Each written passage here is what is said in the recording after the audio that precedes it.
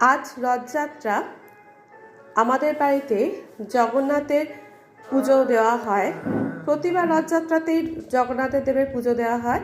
ওই 7 দিন আমরা এইভাবে জগন্নাথ দেবের সেবা করি, নিয়ে আবার উল্টো রথের দিনকে ঠাকুরকে পুজো দিয়ে আবার ঠাকুরকে তার স্থানে বসিয়ে দিই।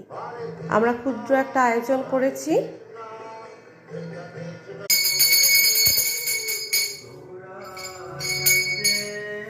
এইবারে পুজোটা আমার ছেলেই করছে।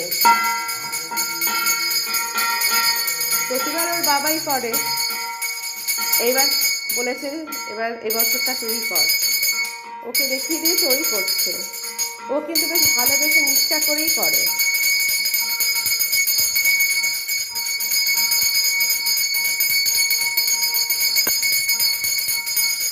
এই যে আমাদের বাড়ির পুরোহিত মশাই, তিনি পুজো করছেন।